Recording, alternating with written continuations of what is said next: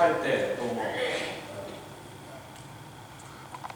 너희가 사람 보게 한다고 온 동네방네 다 보여주면 너희는 하나님께 받을 상 없어. 왜? 네 상 다 받았어. 그런데 우리가 하나님께만 은밀하게 하면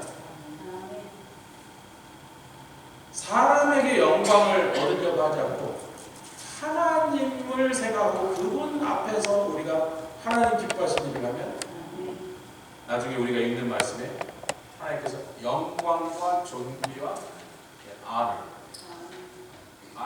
영광과 존귀가 아니네요. 평강을 주시리라.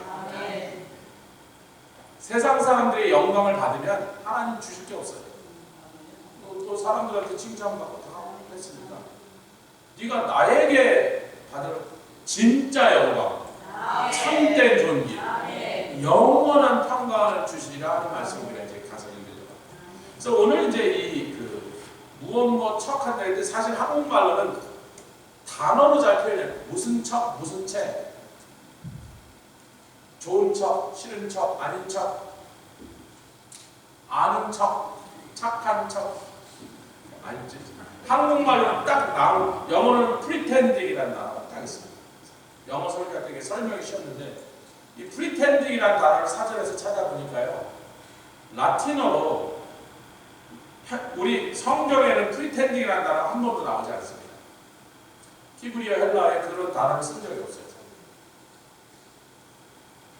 근데 그래서 라틴어에서 그 뿌리가 왔는데 라틴어의 프라에라는 말이 영어의 뿌리예요. 뿌리. 앞이다는 뜻이고, 텐딩이라는 말은 텐데레라는 말에서 텐데라는 말은 늘어뜨리다. 이 반죽 같은 거 밀가루 같은 거 쭉 늘어뜨리면 그 스트레치라는 말입니다. 이걸 이제 그게 뿌리가 뭐냐면 자기가 거기까지 커버할 수 없는데 자기가 억지로 쭉 물려갖고 거기까지 늘어난 것처럼 커버했다는 거죠. 아니 이상 더 설명할 방법이 없어요. 척하는 거 뭐냐? 아닌데 덮은 거예요. 나 거기까지. 뭐 많죠. 뭐 척은 막 어디다 붙여도 돼. 강한 척, 잘난 척, 의로운 척, 힘든 척.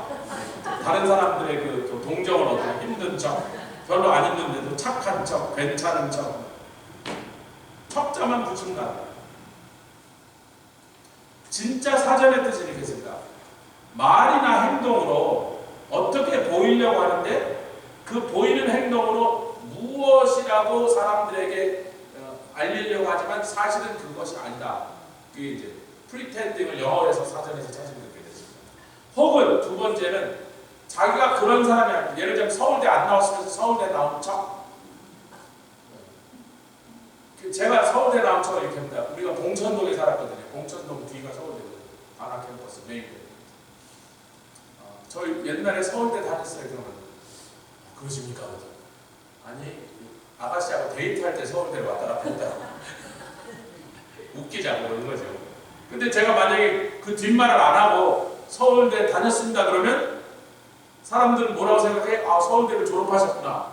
서울대 합격하고 다니시고 졸업해서 서울대 상위 받았구나. 서울대에 나온 척하는 거예요. 뭐 한국말을 그렇게 설명하니까 더 쉽죠. 네. 딱딱한 영어로 설명한 것보다 옆에 있으면 척하지 마세요. 하나님 앞에서는 소용없어요. 그 말까지. 왜 그 얘기를 안 하실까? 척하지 마세요. 하나님께는 소용없어요. 근데 사람한테는 그게 잘 통해. 내가 막 아픈 척 하면요, 별로 안 아픈데, 조금 아픈데, 막 되게 아픈 척 하면 막 사방에서 막 약도 날라오고, 막 기도도 날라오고. 목사 이거 드세요. 이거 드시면 좋습니다.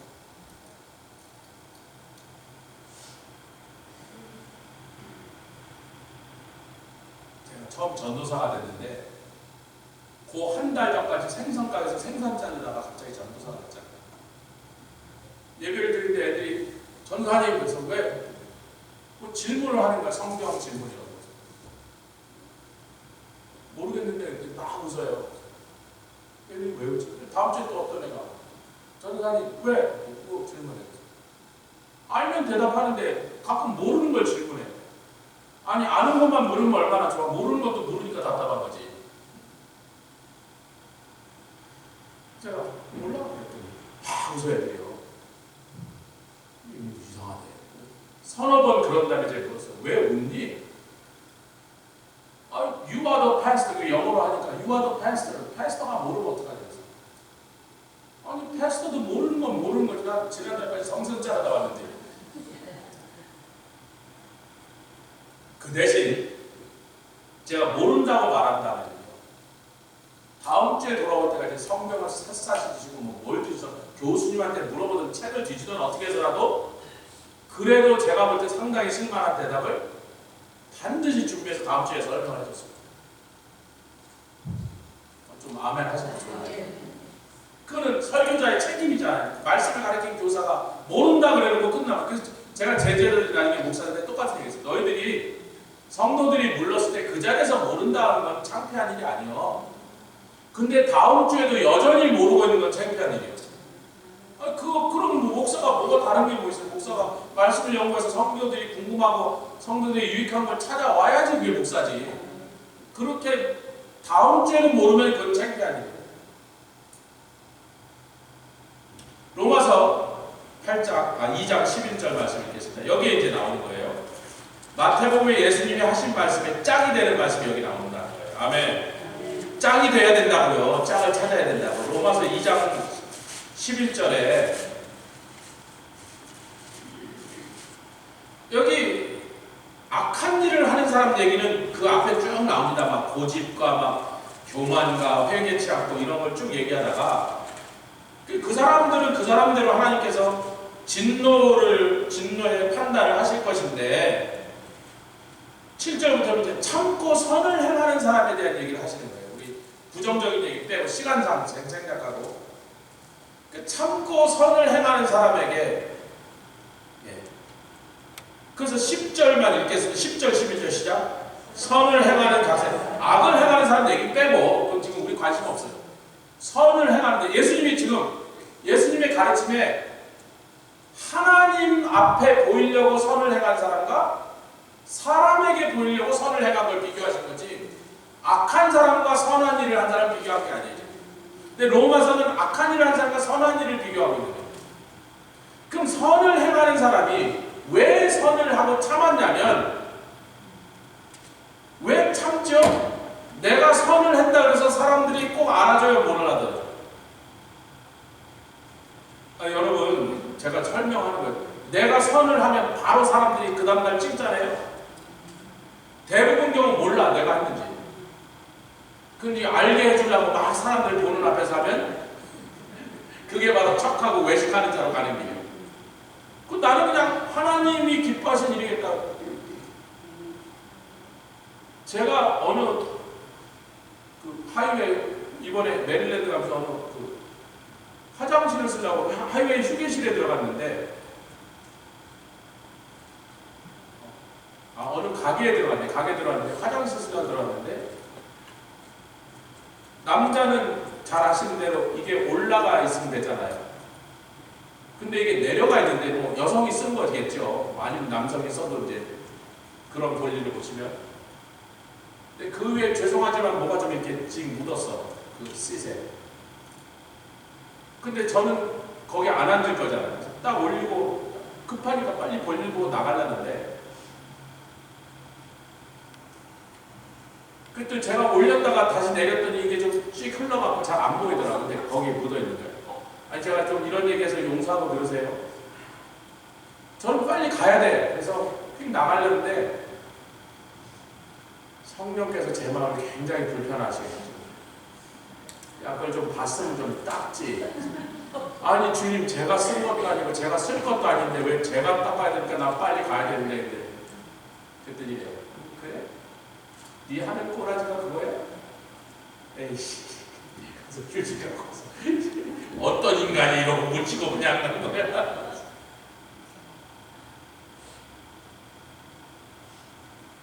아니 이게 화장실이 아니고 다 보이는 데서 누가 또 칭찬이라 했을 거 아니에요. 아이고 누구신데 이렇게 남이 묻혀놓은 걸 닦았으면 되는데 화장실에 뭐 설마 누가 보고 있었겠어요? 그럼 큰일 나죠.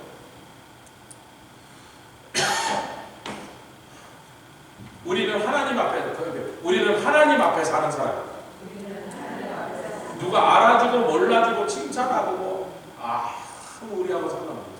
우리는 하나님 앞에 행하는 거예요. 우리는 하나님 앞에 사는 사람이에요. 우리는 하나님 앞에 서 있는 사람들이에요. 아니 성령이 기뻐하지 않으신가요? 그래서 그냥 나가자 이거만 했습니다.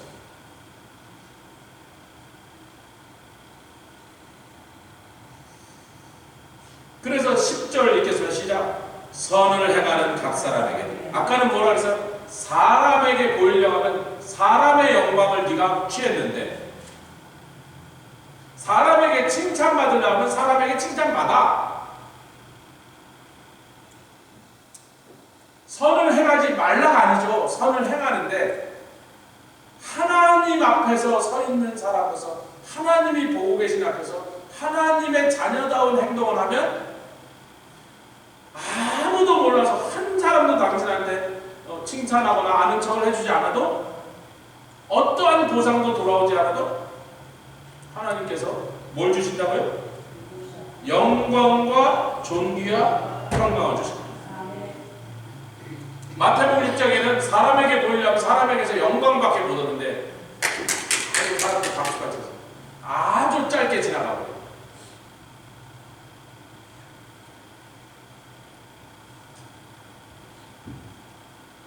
그런데 하나님 앞에서 한 모든 선한 일은 같이 하자. 영광도, 존귀도, 평강, 영원토록 주십니다. 헬라인과 유대인을 얘기하실 때 네가 어느 나라 사람이든 무슨 종교를 믿었든지, 이 얘기를 고넬료에게서 우리가 보죠. 사도행전 9장 10장에. 아멘. 지금 로마 사람인데 유대인이 아니란 말이에요. 유대인들이 이방인 로마 사람들을 뭐라 했어요? 겉으로는 힘이 없으니까 앞에서 꼼짝 못하는 척, 뒤로는 뭐라 해요? 저 할례 받지 못한 개 같은 것들. 진짜로 그렇게 불렀습니다. 지금도 그렇게 부릅니다. 이방인은 개다 그렇게 불러요. 이쁘다 그런 뜻이 아니에요. 우리 강아지 이쁘다 그런 뜻이 아니에요. 멸시와 모욕으로.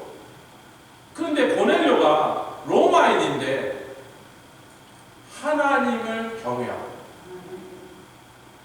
자기 동족도 아닌 자기를 개같이 여기고, 또 자기는 로마의 높은 장교로서 유대인들을 사람 취급만 하고 짓밟아 죽여도 되는 그런 이 유대인들에게 늘 구제하고 늘 하나님 앞에 경외하니까 기도를 했더니 천사를 보내십니다. 고넬료야, 아유 천사가 나타나서 웬일이십니까 했더니 하나님께서 너의 하나님을 경외함으로 하는 모든 기도와 너의 구제를 받으시고 너무 기쁘셔서 너희 가정에 복음과 성령을 받게 하려고. 그 얘기는 이제 그때는 알겠지만 일어난 사건을 보면 알죠. 너희 가정에 이방인 중에 처음으로 복음을 듣게 하는 사람으로 너희 가정을 선택하사. 왜? 하나님을 생각하고 선을 해놨어요. 그렇게 해야 돼서 한 게 아니에요. 사람들한테 칭찬받으려고 해요. 사람한테 칭찬받으면 무슨 소용이 있습니까? 떡 하나라도 생겨요. 이미 그는 권력과 부를 가지고 있는 사람이에요. 이방인들의, 유대인들의 칭찬 따위는 아무도 필요하지 않아요. 하나님께서 인정하시고 기뻐하셔서 선물을 보내셨습니다. 그런데 여러분, 그때 외모가 또 나와요. 10장 24절 사도행전. 이 사건을 놓고 베드로 사도가 예루살렘에 있는 성도들한테 돌림방을 당합니다. 왜냐하면 전부 유대인들이니까, 아니 당신이 아무리 이 교회의 제일 중요한 지도자라 할지라도 왜 그렇게 말도 안 되는 이상한 짓을 하셨어? 그래서 베드로가 아니 나도 그러려고 그런 게 아니라 뭐 꿈에 나타나고 환상에 나타나고 복잡해갖고 설명을 했더니, 아니 그래도 그렇지 이방인의 집에 들어가서 같이 밥을 먹고 이방인에게 왜 우리 유대인들에게만 전해야 되는 구원의 복음을 전했냐고 막 삿대질하고, 요즘으로 치면 삿대질을 하고 욕을 하고 덤벼드는 거예요. 예루살렘에 있는 모든 교회 성도들이. 그랬더니 베드로가 이제 변명을 하면서, 아니 그러니까 자초지종을 좀 들어보고 얘기를 하라고 쭉 얘기해서 자기가 뭐 환상을 봤는데 뭐 피장 시몬의 집에서 뭐 보자기에 뭐 벌레가 내려오고 그러는데 저쪽에서도 그쪽에서도 이제 하나님의 천사를 만나갖고 그래서 나를 가라 그래서 그러게 어떻게 하냐고 갔는데 솔직히 말해서 뭐 저도 이 사람들 구원받으러 열심히 설교한 것도 아니에요. 그냥 대충 하고 있는데 갑자기 성령이 오셔갖고 우리가 받을 때 같은 성령이 이들에게 임했으니 뭐 어떡하겠다고. 그럼 하나님 이 사람들도 구원하시게 하나님 뜻이 확증됐으니 그래서 세례를 줬다고 뭐가 문제인데 그런 거예요. 그런데 10장 24절 34절 10장 34절 같이 읽겠습니다. 시작. 베들로가 입을 열어 가로되 내가 참으로 하나님은 로마인이나 헬라인이나 유대인이나 그게 중요하다 안 중요하다? 자기네들끼리 중요하다 안 중요하다? 유대인은 헬라인을 바라볼 때, 로마인을 바라볼 때, 헬라인이 유대인을 바라볼 때 무식한 것들, 로마 저것들 깡패들, 로마인들 힘도 없는 것들이 까보다 우리 로마 서로 자기네가 제일 최고의 민족이라고 생각하고 우리끼리는 그게 중요한데 우리는 서울대 나왔느냐 중요해요. 왜 어떤 분이 그래요? 어느 집에서 자기 자식을 서울대 보내려서 맨날 서울우유만 먹였대. 근데 이놈이 공부를 안 해갖고 중학교가 됐는데 도저히 서울대 못 갈 것 같아요. 그래서 연세우로 바뀌었대. 전 몰라 연세우가 있나 봐. 있어요? 그렇군요. 웃기려고. 근데 고등학교 수능고사 가서 점수를 딱 보더니 건국으로 바뀌었대. 건국대 되게 좋은 대학이래요. 근데 수능을 보고 건국대를 떨어졌대. 그래서 지방대로 하니까 저지방 우유로 바뀌었대. 근데 지방대로 떨어졌대. 여러분, 우리는 그런 걸로 사람을 평가합니다. 그러니까 가끔 서울대 못 나온 사람이 서울대 나온 것처럼 척하고 행세하고 돌아다녀요. 왜? 사람들이 서울대 나왔다 그러면 이렇게 좀 저지방 먹었다 그러면 깔본단 말이지.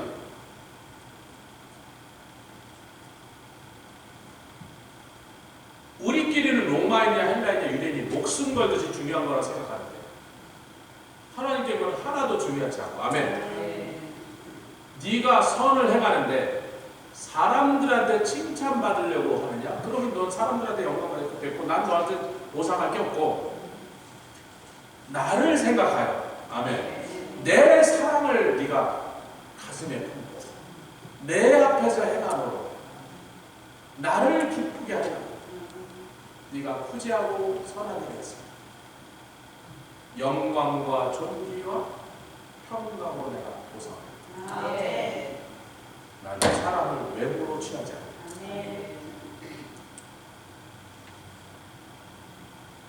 하나님은 우리를 외모로 취하지 않으신다고 계속해서 반복하시는 거예요. 첫 번째요. 첫 번째.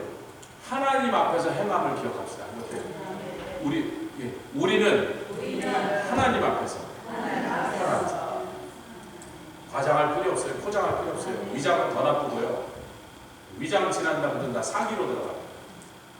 그 위선, 외식이라는 성경, 우리가 쓰는 말은 세상에서 위선이라고 성경에서는 외식이라고 해요. 외식이니까 밖에 나가서 평소에 안 먹던 특별한 음식 사 먹으러 가는 외식 아닙니다. 위선을 성경적으로 외식이라고 해요.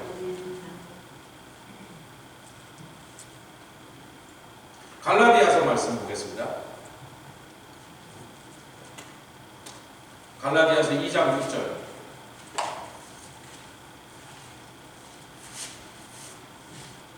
여기 무슨 사건이 있었죠? 베드로가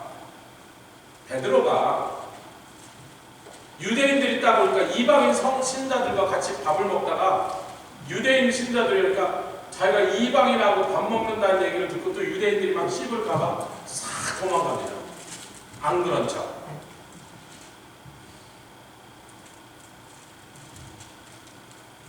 저는 밥을 어떻게 먹냐면 먹고 싶을 때 먹어요. 누가 앉아있느냐는 중요하지 않아. 내가 먹고 싶은 거. 아무리 대단한 사람도 먹고 싶지 않아. 근데 유대인들은 이방인과 밥을 먹으면 안 되는 그 잘못된 관습이지만 몇천 년 동안 목숨 걸고 자기네들한테 그게 굉장히 중요하고 맞는 거라 생각하고 그 습관이 있었는데 세상의 초대교회 사도까지 됐던 베드로가 그 구습을 버리지 못합니다. 근데 사도 바울이 거기 가서 베드로 만났던 그 사건을 꺼내면서 그런 거예요. 자, 2장 6절 시작. 유명한 아들이지. 그 유명한 사람 중에 제일 유명한 사람이 베드로고 그 다음에 요한이고 뭐 야고보, 예수님 동생 야고보입니다. 예, 요한의 형 야고보 아니다. 그 사람은 이미 진작 순교했고 예수님 동생 야고보와 뭐 마태와 기라성 같은 하나님의 사도들이 거기 앉아 있었는데 나는 그 유명하다는 사람에 대해서 별로 크게 상관이 없다. 그들이 유명하든 말든 아멘. 하나님은 사람의 외모를 취하지 아니하시니 지들이 저 사람들이 유명하다고 나한테 준 것도 없고 내가 받은 복음은 주님께 직접 받은 것이지 베드로한테 배운 거 아니고 요한한테 받은 거 아니오. 다메섹에서 나를 만나서 예수께 직접 나는 복음을 받았어. 저 사람들이 나한테 뭘 줬는데. 그래서 이제 뒤로 가보니까 11절부터 보니까 게바 베드로가 아까 제가 이미 얘기했는데 이방인과 함께 먹다가 12절 읽겠습니다. 시작. 야고보에서 오렀던 이들이 이르기 전에 게바가 이방인과 함께 먹다가 저희가 오매 그가 할례자를 두려워하여 멀리 떠나 물러가매 남은 유대인들도 저와 같이 베드로도 했고 그걸 보고 있던 제자들도 따라해서 전체로 단체로 외식. 우리 예수님이 외식하는 자들한테 얼마나 무섭게 그들을 야단치고 저주하셨습니다. 근데 외식이 어디서부터 출발하냐면 척하는 데서부터 출발. 베드로, 바울이 그래요. 나는 유명한 사람이든 말든 그들이 나를 인정해주든 뭐 세워주든 말든 나는 다메섹에서 예수를 만나고 자랑거리 다 되다 버렸기 때문에 아무도 나를 취급 안 해줘도 제가 뭐 좀 이상한 얘기지만 이번에 갔을 때 뭐 장로교 목사님들 기도원에서 많이 만나고 말을 안 걸려고 그래도 자꾸 말을 거니까 뭐 식사하고 이럴 때 뭐 얘기 좀 하거든요. 장로교 목사님들이 어느 교단에서 저는 하나님의 성이다. 목사님 어디서 저는 합동 중에서 저도 옛날에 합동 중에서 그러시네요. 근데 합동하다가 왜 갑자기 하나님의 성이냐? 그건 너무 소리가 됐고 그래서 목이 안 좋았어요. 목이 굉장히 기도하는 데도 힘들 정도로 목이 힘들어서 말을 자꾸 시키는 게 괴로웠는데 그래도 또 나이가 많은 분이 물어봐 했어서 몇 마디 대답을 합니다. 합동 측에 있다가 30년 합동을 다니다가 하나님 성에 처음 오니까 I became instantly nobody. 아무도 저를 아는 사람이 없으니까 10년, 20년 지나도 피츠고 조용석 목사가 누군지 관심도 없고 알지도 못하고 저도 그게 좋고 나를 아무도 모르는 게 아주 편하고 좋아요. 제가 뭐 누가 오라 그래서 이런 게 아니라 성령께서 하나님 성령으로 가라서 저도 왔습니다. 성령이 하나님 대로 온 것뿐이고 와보니까 좋은 거지 뭐 오기 전에 좋을지도 모르고 왔어요. 가라 보니까 온 거예요. 우리를 창조하시고 구원하시고 아멘. 우리를 빚으시고 우리를 사용하시는 하나님이 그냥 우리를 인정해 주시고 우리를 사용하시면 되는 거지. 신명기 16장 말씀을 좀 볼 필요가 있습니다. 신명기 16장에 가면 나중에 신명기로 또 돌아올 거니까 이렇게 뭐 뭘로 좀 이렇게 갈피에다 끼워 놓으시고 신명기 16장 19절 말씀에 사람의 판단은 정확지도 공정치도 않다. 그래서 공평치 않은 재판들이 닮았단 말이에요. 여러분 하나님께서 너희들 재판하면서 니네들이 그렇게 정확하게 재판한다고 그러지 말고 잘 봐라. 나는 사람을 외모로 여러분 성경에 하나님은 사람을 외모로 취하지 않는다는 게 5번 이상 반복되어 있습니다. 곳곳에 나와요. 베드로 전서에도 나오고 갈라디아에도 나오고 빌립보서도 나오고 하나님은 사람을 외모로 취하는 게 계속해서 강조되고 있습니다. 야고보서에도 나옵니다. 구약에도 몇 번 나옵니다.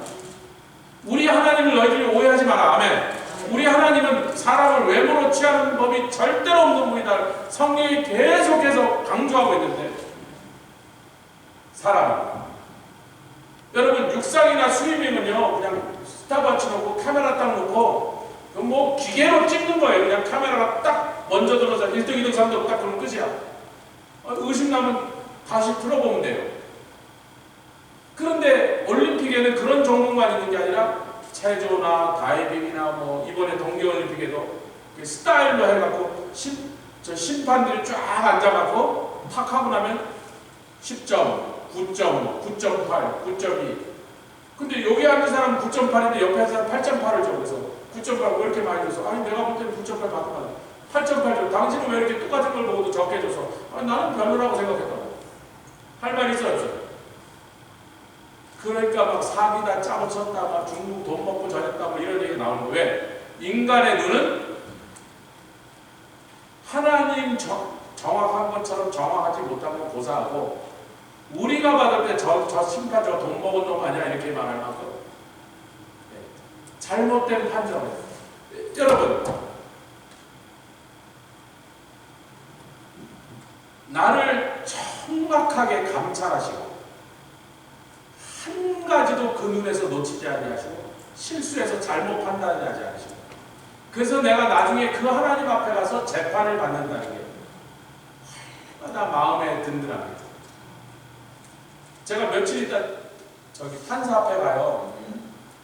티켓을 하나 떴는데 제가 볼 때 되게 억울했는데 제가 펜실베니아에서 2002년부터 운전해갖고 한 번도 티켓을 안 띄고 사고도 안 났는데 할렐루야 안전하게 운전했는데 그날도 내가 볼 때 그렇게 제가 뭐 크게 잘못한 것 같지 않은데 경찰이 뛰는데 사정을 설명했는데 기어이 티켓을 한 장 줬어요. 판사 앞에 억울한 판사가 나 억울하니까 간다고. 근데 그날 제가 이길 확률과 질 확률은 반반인 것 같아요. 기도 좀 많이 해주세요. 제가 이제 부활절 지나고 바로 갔는데 4월 8일에 갔는데 부활의 은총으로 그날 제가 이겨서 왜냐면 이제 퍼펙트 레코드 사고 한 번도 안 나고 23년 동안 티켓 한 장도 안 먹었는데 또 갑자기 목사가 티켓도 뛰고 막 그런 그날 제가 이긴 확률은요 그분이 그날 다른 쪽 침대에서 나온 거예요. 그날 질 확률은 침대 반대편에서 잘못 나오다가 부인 발이라도 가고 넘어져요. 솔직히 인간의 재판을 제가 100% 정확하다고 수능할 수 있겠어요? 그래서 인간이 나를 마지막 내 인생 전체를 인간이 평가하고 인간이 판단하는 나를 재판한다면 저는 굉장히 속이 불안할 거예요. 여러분은 어떻습니까? 인간이 내 인생을 평가해요. 인간이 나를 점수를 매기고 최종 판단을 해준다. 여러분 마음 편하시겠어요? 그 인간을 어떻게 믿냐고요? 옆에 계시면 다행입니다. 하나님이 재판장이시다. 때로 실수하십니다. 공정하고 공평하고 정확하게 내 인생을 평가해 주신다. 그건 좀 훨씬 마음이 편하죠. 잘해야죠. 잘해야지. 신명기 16장 19절 같이 읽겠습니다. 시작. 너는 굳게 판단하지 말며 사람을 외모로 보지 말며 또 뇌물을 받지 말라. 뇌물은 지혜자의 너를 어둡게 하고 외인의 말을 듣게 하리라. 자, 이게 세 가지가 됩니다. 하나님이 나를 판단하시고 하나님 나를 감찰하시니 하나님이 나를 선한 일을 했을 때 거기에 대해서 상품을 주시는 분이 인간에게 상을 받으려고 칭찬을 받으려고 하지 말자. 그러면 척할 필요가 없어지는 거예요. 하나님께는 척해야 소용없고 인간에게는 척해봐야 나중에 돌아올 거 하나도 없으니. 두 번째는 다른 사람도 이거 조심해야 됩니다. 옆에 계세요. 성도요. 남도 외모로 판단하지 마세요. 이 말은 별로 안 정확합니다. 당신의 눈이 별로 정확지 않습니다. 당신의 평가가 그렇게 맞지 않습니다. 내 눈에 어떻게 보여도 그게 맞을 확률이 훨씬 없어요. 틀릴 확률이 훨씬 없어요.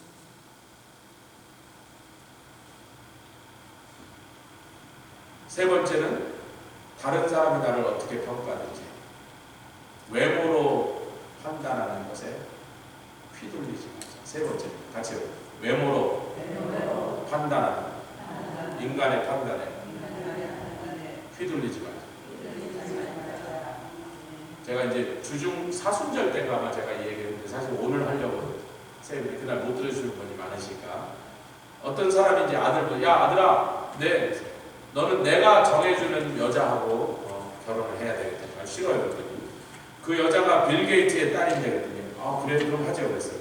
빌 게이트한테 전화했어요. 야 빌 게이트 미스터 빌 게이트 그랬더니 예 그랬더니 우리 아들한테 당신 딸 좀 주세요. 싫어요. 미쳤나 이 사람. 우리 아들이 월드뱅크의 CEO인데 그래요? 그럼 합시다. 그래서 월드뱅크에 전화했어요. 프레지던을 바꿔놨어요. 프레지던을 바꿔서 우리 아들을 여기 CEO로 좀 만들어주세요. 싫어요. 당신 뭐야? 미쳤나? 그랬더니 우리 아들이 빌 게이트 상인데 그래도 안 오시니까 제가 참 답답해서 두 번째인데 아직도 여세요. 전부 상인데 워킹하잖아요. 빌 게이트는 월드뱅크 CEO라니까 그 집 아들이 딸 준다고. 월드뱅크 사장은 빌 게이트 사위라니까 CEO 시켜주잖아요. 사람이 이렇게 잘 속고 잘 속인다는 거예요.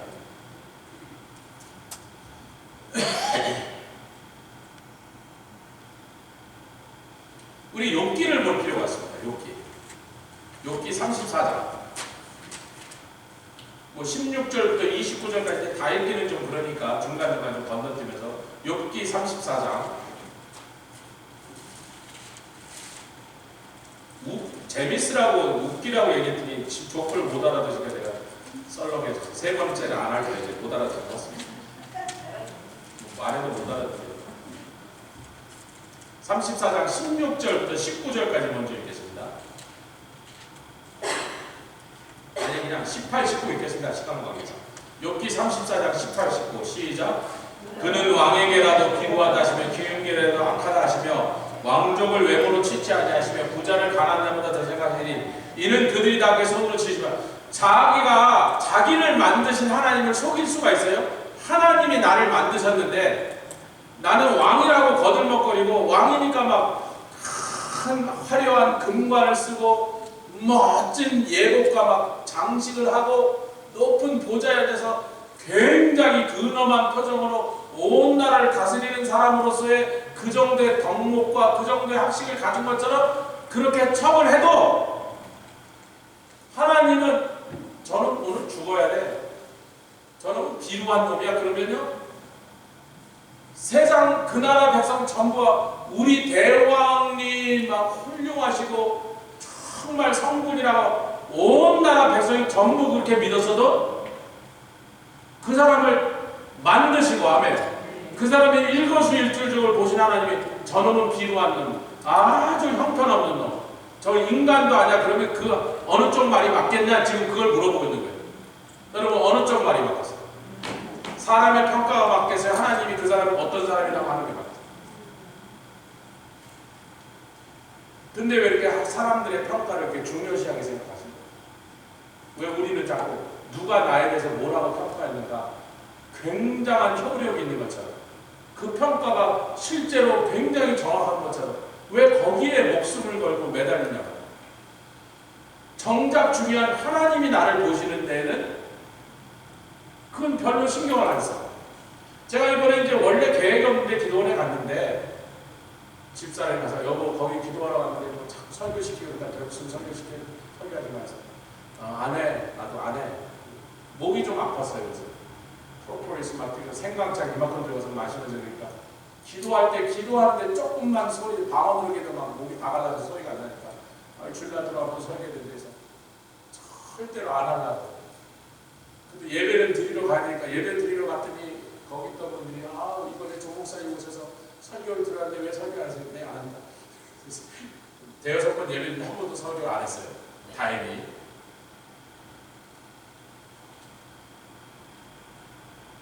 그리고 저는 주님과 딱 단둘이 좀 있고 싶어서 갔으니까 될 수 있는 사람과 대화하는 사람과 어울리지 않고 꼭 해야 될 말을 할 수 있게 하면 그분이 기분 상하지 않는 정도에서만 얘기하고 빨리빨리 딴 데 혼자 가자.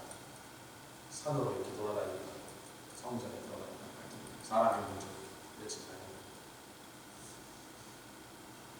오래간만에 그 주님과 그 2, 3일을 아무하고도 말도 말도 섞지 않고 상관하지 않고 교회에 있는 뭐든지 다 떼놓고 그냥 주님 앞에 앉습니다.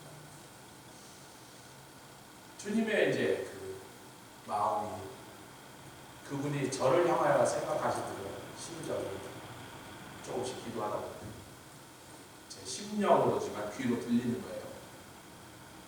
좀 이런 걸 이렇게 좀 해라.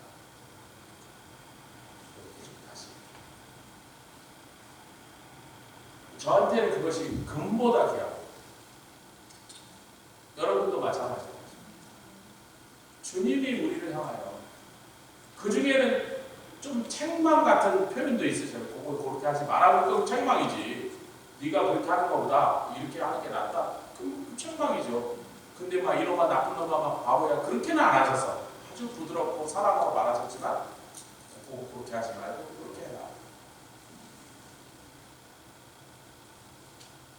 그렇게 주님이 우리에게 우리의 모든 것을 보고 계시면서 불로 가지면 일로 가라 그러시면 그런 걸 생명이에요. 생명을 뭐막 칭찬하지 않아. 아우 조 목사 너무 훌륭해 대단해. 너 너무 잘했어. 그런 말씀도 없었어요. 근데 저는 생명을 얻고 주님이 우리에게 들려주신 주님이 우리를 보면서 저와 여러분들 보면서 너 이렇게 하는 게 나는 더 좋다. 그 말씀이 나에게 생명. 그리고 그게 우리의 방향이고 그게 우리의 자신감이고 주님이 하라는 대로 했다고 나는 뭐 하여튼 책임은 저분께 돌려라. 난 주님이 하라는 대로 했다. 그러면 그게 우리의 자신감이라. 아멘. 사람들이 어떻게 하느냐에 따라서 휘둘리면 참 곤란한 게 목사예요. 그래서 이제 욥기를 좀 더 읽어보면 20절에 계시다. 시작. 그들은 밤중 순식간에 죽나니 백성은 떨며 세력 있는 사람도 사람의 손을 대지 않고 제압. 누가 사람의 손을 대지 않고 그날 밤에 죽었다는 건 누가 손을 댔다는 거예요? 주님이 너는 세상에 더 살아야 아무 필요 없어. 오늘 일로 와. 그러고 데려가 버렸다는 거예요. 누가 그것을 알겠으며 누가 그것을 막겠느냐 말이에요. 하나님 볼 때 저놈은 살려라 봐야 아무 필요가 없어. 세상에 해만 끼치고 저기 그 인간 쓰레기 저 밥만 축내는 놈이야. 야 데리고 와. 그럼 그날 밤에 간단 말이에요. 근데 그렇게 하실 하나님 앞에서는 그분이 나를 어떻게 생각하고 평가하시는지는 전혀 아랑곳하지 않고 사람들이 나한테 와. 목사님 제가 자꾸 저보고 막 무시하고 그래요. 아니 그렇게 했는데 기분 좋을 수는 없는데 제가 좀 이따가 왜 사람들이 자꾸 척하는가 프리텐딩을 하는가 하는 그 이유를 왜냐면 자꾸 억울한 일을 당해서 그래요. 다시 착한 일을 했는데 아무도 몰라.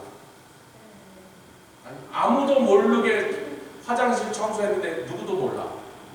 아니 제가 아까 화장실 청소했는데 거기 CC 카메라가 있을 리가 없잖아. 화장실 안에 문 닫고 문 잠그고 했으니까 누가 봤을 리가 없잖아. 제가 그걸로 인해서 사람한테 칭찬받을 가능성은 아무도 못 봤으니까. 오늘도 제가 설교할 때 이거를 써야 되니까 이 얘기를 꺼냈지 뭐 하려고 목사가 설교하다 막 화장실 얘기를 왜 할까 써요. 칭찬받으려고 그런 얘기 꺼내봤을게요 여러분. 그러니까 내가 하나님을 생각하고 주님을 기쁘셔야 했던 행동들은 수많은 경우 아무도 모르니까 나에게 한마디로 칭찬도 한 가지의 보상으로도 돌아오지 않아. 그리고 내가 잘못하지 않았는데도 엉뚱하게 오해를 사서 내가 욕을 먹기도 하고 나는 억울한데도 나보고 물어내라고 하기도 하고 나는 성격이 괜찮은 사람들도 사람들이 자꾸 오해하고 나를 또 나쁘다고 뭐라고 하고 이런 일을 자꾸 당하면 그 일을 당하는 게 굉장히 힘드니까 그 다음부터 이제 척이 시작돼요. 이때부터 이제 아멘을 좀 하시면 좋은데 외모로 취할 줄밖에 모르는 사람들 속에서 살다가 내가 외모로 나를 평가하는 일에 속이 상하니까 외모로 평가당하지 않으려고 그 다음부터 나도 외모로 평가하거나 평가당하는 사람이 되어요.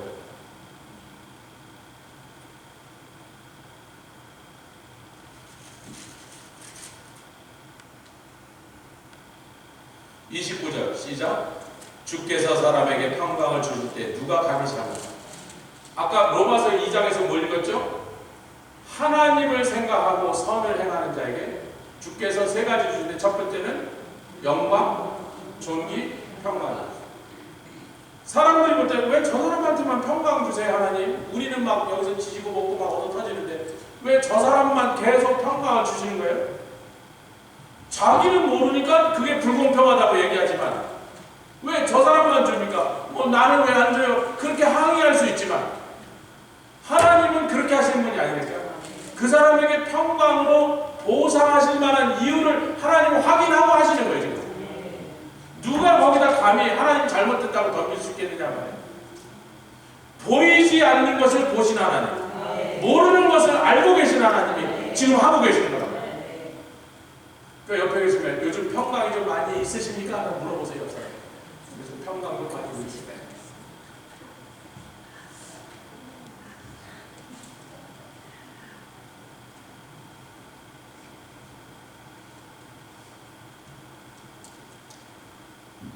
제가 이유를 밝혀야겠다 그랬죠.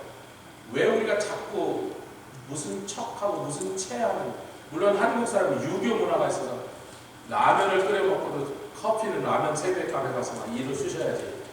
유교 문화를 척하게 하는 거예요. 한국의 유교 문화를 척. 그것도 영향이 있지만 좀 더 근원적으로 얘기를 하자면 이 세상은 사람을 서로를 외모로 취하는 세상. 인간은 외모로 취하는 거 말고 다른 방법이 없어요. 근데 우리는 하나님 앞에 서는 사람이 왜 자꾸 인간들의 외모로 취하는 잘못된 거에 피해자가 되느냐, 그 이유를 우리가 좀 알아야지 그걸 깬다 이거죠.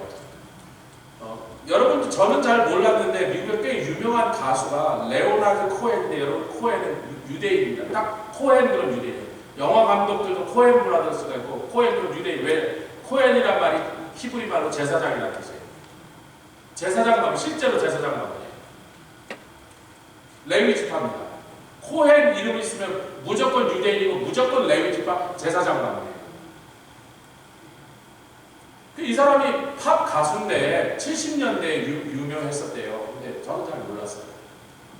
70년대 세상이 좀 복잡하고 어지럽습니다. 막 이란도 막 난리 나고 한국도 막 난리 나고 70년대, 80년대 세상이 굉장히 암울하고 우울하니까 이분이 찬가 앤덤이라는 곡을 쓴 거예요. 팝송인데 꽤 유명했대요. 그때는.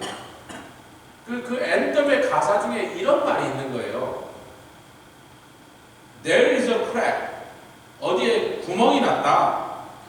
A crack in everything. 온 세상에 막 사방에 구멍이 났다. 나라고 막 가정이고 막 사회가 막 구멍이 났다.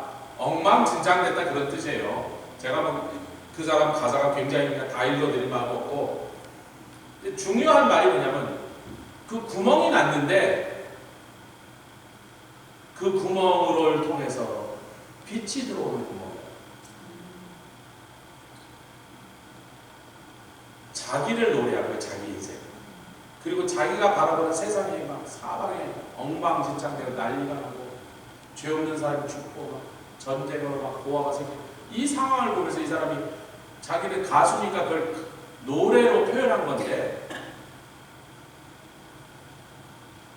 여러분 중요한 말은 그 얘기부터 시작해요. 이런 말이야. 팔커 팔머라는 사람은 기독교 작가입니다. 책을 많이 쓰고 강연도 많이 다니는데, 이 사람이 유대인 어느 랍비의 말을 인용을 해요. 근데 뭐 대단한 얘기가 아니고 이거예요. 굉장히 유명한 랍비인가 봐. 구글로 치면 카츠케 레베라는 유대인이 아마 뭐 동구권에서 온 사람 같은 폴리시나 러시아 쪽인 것 같은데, 카츠케 레베라는 유명한 랍비한테 제자들이 와서 물었답니다. 실제 얘기예요. 그 파커 팔머의 책에 소개된 내용이에요. 물었는데 뭐라고 물었냐면, 선생님, 랍비요, 신명기 6장 6절에, 여러분 펴십시다. 신명기 6절. 이거 중요한 말씀이니까. 이 한국말로는 이게 그렇게 클리어하게 안 들리지만 그래도 영어로 여러분이 읽으실 수 있으니까, 그리고 제가 원어로도 확인해 보니까 이 질문이 유대인에게 굉장히 중요한 질문이 나와요. 너무나 날카로운 질문이 나왔어요. 뭐라고 나왔냐면 이렇게 보겠습니다. 신명기 6장 6절 다 찾으셨습니까? 예, 뭐 아직도 넘기시니까 3초 드릴게요. 예, 6장 6절 시작. 오늘날 내가 내게 명하는 이 말씀을 너는 마음에 새기고. 이러니까 한국말로 이게 전혀 문제가 안 생기는데 영어로 읽어보시면 This commandment, 이 말씀을, 명령을 I give you today are to be upon your heart야. 여러분, upon이 뭐죠? 위에다 얹었다는 거죠. 아니, 한국말로 아무리 읽으셔도 거기서 대답이 안 나요. 저를 좀 보시고 upon이라고 했어요. 그래서 그 학생이 물어본 거예요. 아니, 라피 선생님이요, 율법학자잖아요. 말씀을 사람의 마음 인이나 인사이드에 넣어야 되는 거 아닙니까? 제가 히브리어를 찾아보니까, 확인을 해보니까 한국말은 그때 전혀 문제의식이 없었던 건데, 그런데 영어로는 어판이었구나. 그래서 히브리어 찾으니까 R이라는 단어인데, 히브리어로 R이라는 단어인데 그 뜻이 네 가지예요. upon, above, on, 하나 더 있네. 무슨 네 개인데, 예, upon, above, on, over예요. 네 가지가 전부 다 위라는 뜻이에요. 그러니까 그 학생이 물은 거예요. 히브리 말을 늘 읽는 학생이니까, 유대인 학생이니까 왜 말씀을 사람의 마음에 속으로 안 넣고 마음 위에다 올려놓으라고 그랬냐고. 이제 질문이 이해가 가세요? 최근에 질문이 이해가 가세요? 우리 같은 뭐라 그랬어요? 내 명령을 네 마음 속에다 넣었으니 잘 간직해라 그럴 거 아니에요. 그래야 말이 되잖아요. 근데 말씀을 마음 속이 아니라 마음 위에다 올렸는데 왜 그렇습니까? 하고 이 랍비한테 물었다는 거예요. 그랬더니 랍비가 이렇게 돼요. 그 이유가 있지. 사람의 마음이라는 것은 항상 닫혀있어. 혹은 그 마음이 세상 지식으로 가득 차 있어. 세상 지식은 뭐래요? 사람들 앞에서 할 수 말씀 잘난 척, 착한 척, 괜찮은 척, 훌륭한 척. 아니, 원모사님 그런 소리 세상에서 안 들어요? 세상은 날마다 그렇게 말한다. 그 자기 속을 꽉 닫아놓고 그런 걸로 채워놨으니까 하나님의 말씀이 들어간다는 거예요. 오늘 이 설교를 들었을 때 그 말씀 좀 들어갔으면 좋겠는데 지금도 위에다가 올려놨거든요. 그런데 인간이 살다 보면 그 마음의 그릇이 깨질 때가 있다.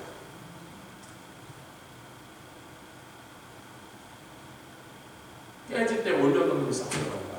그 구멍으로.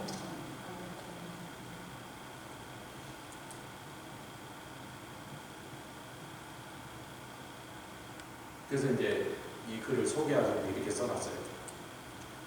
상처는 결함이 아니다. 아멘 하셔도 되고 안 하셔도 되고 여러분 각자. 상처는 결함이 아니다. 깨지고 가난한 마음을 하나님은 찾으신다. 우리는 자꾸 나를 강하게 해주시옵소로 기도하라고 배웠는데 이건 성경입니다. 내가 약한 그 순간에, 잠깐요.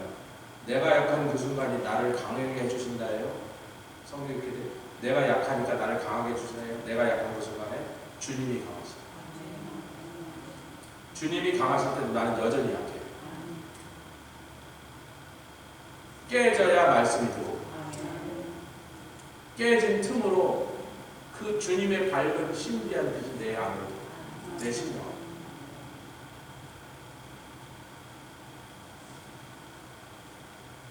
그 깨진 자리는 신비의 빛이 들어온 자리인데 깨어짐은 실패가 아니다. 은혜가 들어오는 통로다. 무너지지 않는 사람이 되려고 훈련하지 말고 무너질 때 무너져서 완전히 다쳐버리지 않고 무너질 때 잘 깨진 사람이 되도록 훈련해라. 그러나 깨짐만으로는 부족한 것을 알아. 깨지기 전에 그 위에 뭐가 올려져 있어야 돼? 말씀이 올려져 있어요. 그래야 깨질 때 걸로 들어. 깨지면 무너지는 집이 되라는 게 아니라 깨질 때 빛이 들어온 구멍이 생기도록 하라. 그리고 그 빛이 들어오는 구멍 위에다가 하나님의 놀라운 말씀을 올려놓습니다. 그렇게 내가 깨어지고 실패하고 좌절할 때마다 놀라운 하나님의 말씀 내 심령으로 들어와서 나에게 빛이 되시고 나를 살려내셔서 어둠에서 끌고 나오십니다. 주여, 이게요 성령을 모르고 십자가를 모르는 유대인들이 아는 얘기예요.